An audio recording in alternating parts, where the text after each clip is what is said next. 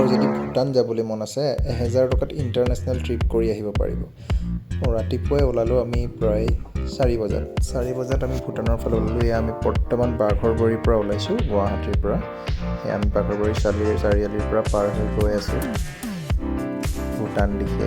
ঘৰত ক'লে যে সোনকালে ব'লা, আজি এটা ইণ্টাৰনেশ্যনেল ট্ৰিপ কৰোঁ। আৰু পকেটত আছিলে 1000 টকা। 1000 টকাৰে কেনেকৈ ইণ্টাৰনেশ্যনেল ট্ৰিপ কৰিম ভাবিলোঁ ভূটানকে লৈ যাওঁ, যিহেতু ইণ্ডিয়াৰ বাহিৰত চব খোজ হৈ যাব। তো চবকে লৈ পেলাই ৰাতিপুৱা 4 বজাতে ওলাই গ'লোঁ ভূটানৰ মুখে। যাওঁতে আন্ধাৰৰ পৰা পোহৰ হ'লগৈ। আমি হাইৱেদি গৈ আছিলোঁ আৰু যিহেতু তাত তেলৰ দাম বহুতেই কম, সেইকাৰণে ভাবিলোঁ আমি তেলটো ভূটানতেই ভৰাম। সেইবাবে আমি তেলটো কমাই ভৰালোঁ আৰু চবৰে অকণ অসুবিধা হ'ল, সেইকাৰণে অলপ ৰখি দিলোঁ। এটা তেল ডিপু পালোঁ মাজতে, বৰ ধুনীয়া তেল ডিপু, খোলা নাছিলে কিন্তু আমি ৰখিলোঁ, বৰ ধুনীয়া জেগা। তাৰপিছতে আকৌ আমি যাত্ৰা আৰম্ভ কৰিলোঁ ভূটানৰ দিশে। বেছি দূৰ নহয়, আগত দুটা ৰাস্তা ফাটি যায়, অকণ অসুবিধা হৈছিল। পিছত মেপত চাই ল'লোঁ। ৰাতিপুৱা টায়াৰ চেক নকৰাৰ বাবে আমাৰ পাম্প নাছিল এটা টায়াৰত। তো আমি ভূটান পোৱাৰ আগতহে আমি গম পাইছোঁ। তো আমি টায়াৰত পাম্প কৰি ল'লোঁ। টায়াৰত পাম্প কৰোঁতেই দেখিলোঁ পাহাৰবোৰ দেখিয়ে গম পাইছোঁ যে ভূটান পাইছোঁহি। আৰু মানুহ এজনক সুধিলোঁ, মানুহজনে ক'লে 10-12 কিলোমিটাৰ আছে, আপোনালোকে ভূটানেই পাবগৈ আৰু। সেইবাবে ধুনীয়াকৈ আকৌ যাত্ৰাটো আৰম্ভ কৰিলোঁ। ৰাস্তাটো বৰ ধুনীয়া ৰাস্তা। আমি তামোলপুৰ হৈ গৈছিলোঁ, ৰঙিয়া হৈ। বহুত ধুনীয়া ৰাস্তা, এটা গাঁত গোট নাই, বিৰাট ধুনীয়া লাগিল গৈ পেলাই। আৰু বৰ বেছি টাইমো লগা নাই, আমি প্ৰায় 6:30-7 বজাত গৈ পেলাই আমি পায়ে গ'লোঁগৈ তাতে। আৰু মানুহে কয় 10 বজাত খুলিব বুলি ভূটানৰ গেট, কিন্তু তেনেকুৱা নহয়, 24 ঘণ্টাই বোলে খোলা থাকে। 24 ঘণ্টাই অহা যোৱা কৰিব পাৰি বুলি ক'লে। কিন্তু আমি যিহেতু 6টাত পাইছিলোঁ, 6টাতো আমি সোমাব পাৰিছোঁ তাত। কিন্তু আৰু এটা কথা ইয়াতে কওঁ, আপোনালোকৰ ঘৰত যদি কুকুৰ বা তেনেকুৱা পোহনীয়া জন্তু, মেকুৰী তেনেকুৱা আছে, সেইবোৰ লগত লৈ নাযাব। যিহেতু আমাৰ লাকি আছিলে, কুকুৰ পোৱালিটো তাক লৈ গৈছিলোঁ আৰু আমাক সোমাবলৈ দিয়া নাছিল কুকুৰ পোৱালিটোৰ কাৰণে। কুকুৰ পোৱালিটোক থৈ যাব লাগিব বুলি ক'লে। আমি বহুত ৰিকুৱেষ্ট কৰাৰ পিছতো আমাক ভূটানৰ ভিতৰলৈ নিবলৈ নিদিলে। সেইবাবে আমি কি কৰিলোঁ, ওচৰৰে মানুহ এঘৰ চিনাকি হৈ পেলাই তেওঁলোকৰ ঘৰতে কুকুৰ পোৱালিটো থৈ গ'লোঁ। কিন্তু বৰ বেয়া লাগিছিল, তাক আমি ক'তো এৰি নাযাওঁ। তাতে এৰি থৈ যাওঁতে আমাৰ বৰ অসুবিধা হৈছিলে আৰু গোটেই ট্ৰিপটোত আমাৰ গোটেই চিন্তা তাৰ ওপৰতেই থাকিলে। এইদৰে আমি আগবাঢ়ি গৈ এডোখৰ বৰ ধুনীয়া জেগা পালোঁ। চাৰিওফালে গছ, দুইটা চাইডে কিবা বাগান আছিলে সেইখন, মই ভালকৈ নামটো নপঢ়িলোঁ। আৰু ভূটানৰ দিশে অহা গাড়ীবোৰ আমাৰ দেখা ষ্টাৰ্ট হৈ গৈছিলে আৰু ইয়াৰ পৰাই বৰ ধুনীয়া লাগিছিলে। আৰু গৈ আমি ভূটানৰ সোমোৱা গেটটো পাইছিলোঁগৈ। আৰু তাতে সকলোৰে আধাৰ কাৰ্ড লাগে, আৰু যিহেতু আমি গাড়ী লৈ গৈছিলোঁ, গাড়ীৰ অৰিজিনেল RC আৰু মোৰ ড্ৰাইভিং লাইচেঞ্চখন তাতে দিব লগা হৈছিলে। তেতিয়া আমাক পাছখন দিছিলে তাৰ পৰা। এতিয়া ভিতৰৰ দৃশ্য দেখাই আছোঁ ভূটানৰ। বৰ্তমান এণ্ট্ৰি কৰিলোঁ আমি, এণ্ট্ৰিটো এইটো হয়।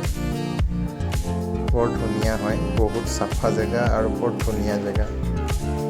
কোনো হাই হুলস্থুল নাই, গাড়ীৰ কোনো ভিৰ ভাৰ নাই, ধুনীয়া পাৰ্কিং লিখি থৈছে পাৰ্কিঙৰ কাৰণে, মানে আঁকি থৈছে গাড়ীখন ধুনীয়াকৈ ৰখাব পৰাকৈ। আগবাঢ়ি গৈ আমি বৰ্তমানটো প্ৰথমবাৰ গৈছোঁ, আমি একো চিনি নাপাওঁ।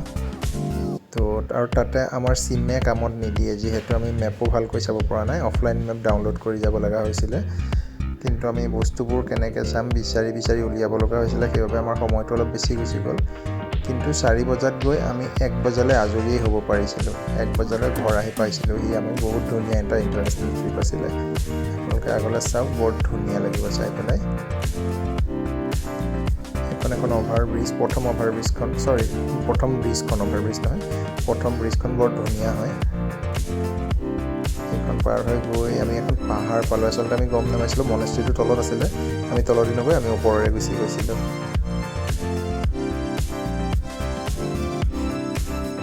আৰু আগলৈ গৈ পেলাই এটা ধুনীয়া আপোনাৰ মনেষ্ট্ৰীৰ কাষতে আৰু একচুৱেলি কি বুলি কয় ময়ো ভালকৈ নাজানো, তাতে ৰখিলোঁগৈ আমি গৈ পেলাই। ভাল জেগা আছিলে, ৰাজহাঁহে ভিডিঅ' কৰি গৈ আছিলে, লোকেশ্যনটো ভাল আছিল কাৰণে।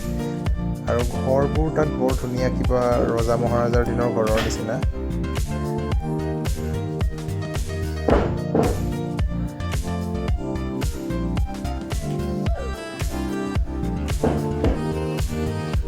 অলপ ভিডিঅ' বনাই ল'লোঁ, তাতে আমি ফটো উঠিলোঁ।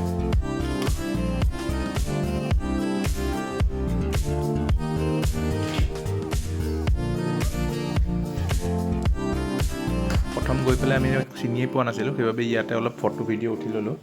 দেখাত ভাল লাগিল বাবে। তাৰপিছত আমি তেল ভৰাবলৈ সোমালোঁ। ইয়াতে তেলৰ দাম বহুতেই কম অসমতকৈ। পেট্ৰলৰ দাম মাত্ৰ 65 ৰুপিজ আৰু ডিজেলৰ 66 ৰুপিজ পাৰ লিটাৰ। কিন্তু কিয় নাজানো আমাক প্ৰথম তেল নিদিলে, আগৰ গাড়ীখনত তেল দি আমাক তাৰ পৰা ঘূৰাই পঠাই দিলে। তাৰপিছতে আমি আহি পালোঁ আপোনাৰ মনেষ্ট্ৰিটোৰ ওচৰত। মনেষ্ট্ৰিটোৰ গেটটো, যিটো মনেষ্ট্ৰি আছে তাতে, বহুত ডাঙৰ মনেষ্ট্ৰি। মনেষ্ট্ৰিটোৰ কাষতে এটা কোৰ্ট আছে, যিটো হ'ল ভূটানৰ কোৰ্ট। দেখাত মই প্ৰথম কিবা ৰজা মহাৰাজাৰ কিবা মেহেল বুলি ভাবিছিলোঁ, কিন্তু নহয়, সেইটো আচলতে আছিলে কোৰ্ট, ডিষ্ট্ৰিক্ট কোৰ্ট তাৰ। চাওকচোন দেখাত কেনেকুৱা কোৰ্টটো।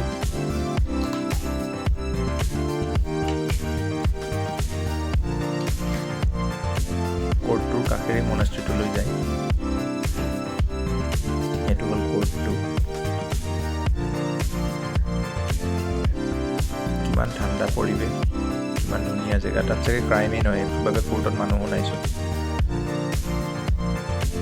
এয়া হ'ল মনেষ্ট্ৰিটোৰ এণ্ট্ৰেঞ্চটো।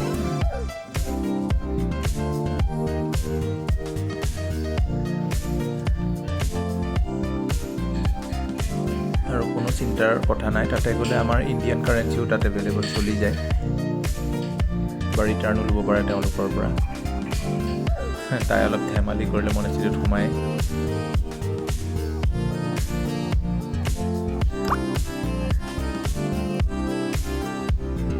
বৰ ধুনীয়া লাগিল ভিতৰত, আৰু বহুত তাতে চাফাও হয়, আৰু তাৰে মানুহবোৰৰ বিহেভিয়াৰ বহুত ভাল হয়, বহুত হেল্পফুলো হয়।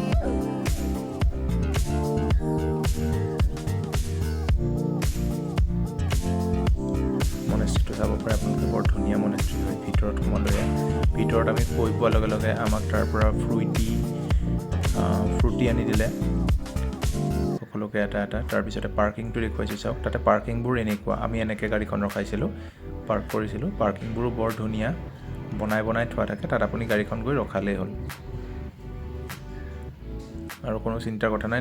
ভুলতে যদি ন এণ্ট্ৰিটিও যায়, আপোনাক ৰখাই পেলাই পুলিচে ফাইন নেকাটে, তাৰপৰা ঘূৰাই পেলাই ৰাস্তাটো দেখুৱাই দিয়ে, কাৰণ তেওঁলোকে জানে যে আমি বাহিৰৰ পৰা গৈছোঁ, নাজানিবও পাৰোঁ বুলি।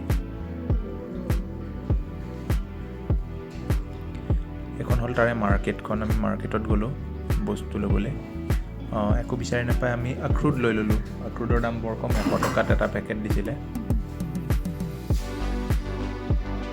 তাৰ পৰা বজাৰ কৰি ঘূৰি আহিলোঁ।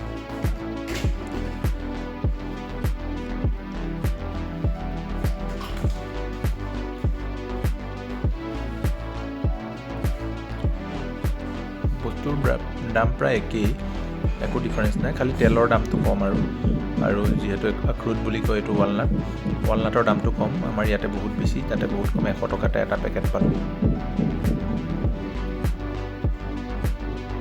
কিন্তু ভুল এটা নকৰিব, ৱালনাটটো 100 টকা দি আনিও বহুত লছ। আপুনি খাব নোৱাৰে, ভাঙিলে বহুত দিগদাৰ খাবলৈ, মানে ভাল নহয় আৰু ৱালনাটটো ইমান।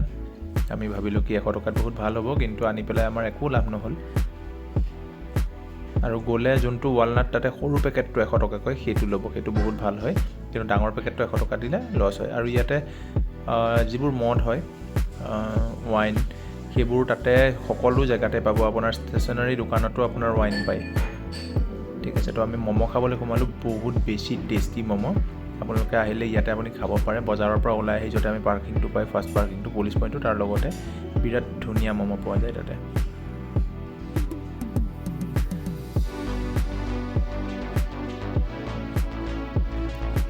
ভেজ ম'ম' পায়, চিকেন নাপায় তাতে। তাৰপিছতে তাৰ পৰা লাহেকৈ আমি ওলাই আহিলোঁ। যিহেতু কুকুৰ পোৱালিটো বাহিৰত এৰি গৈছিলোঁ, আমাৰ চিন্তা সেইটোৱেই হৈ আছিলে। আমি তাতে তেল ভৰাই ল'লোঁ, ফুল টেংকি, মাত্ৰ 2000 টকা। সেইদৰে তাৰ পৰা ওলাই আহিলোঁ লাহেকৈ ঘূৰি পকি।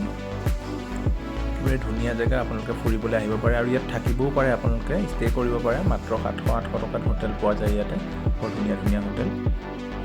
যদি আহিব বিচাৰে এপাক মাৰিব পাৰে, খালি আহোঁতে অৰিজিনেল আধাৰ কাৰ্ড লৈ আহিব, আৰু লগত একো পেটছ লৈ নাহিব। আমি এনেকৈ আহি পেলাই আমি ভুল ৰাস্তা দি গুচি আহিছিলোঁ, মানে ন' এণ্ট্ৰি হয় এইটো, আচলতে ওলোৱা ৰাস্তাটো বেলেগ হয়। আমাক আকৌ পুলিচ এজনে ৰিটাৰ্ণ কৰি পেলাই ৰাইট জেগাটো দি পঠাই দিলে। আৰু এয়া আমি ওলাবলৈ ৰেডি ভূটানৰ পৰা। সেইদৰে আমি গেট পাৰ হৈ লাহেকৈ আৰু ঘৰমুৱা হ'লোঁ। Thank U. এনেকৈ ভিডিঅ' চাই থাকিব, নতুন নতুন জেগা মই দেখুৱাই থাকিম।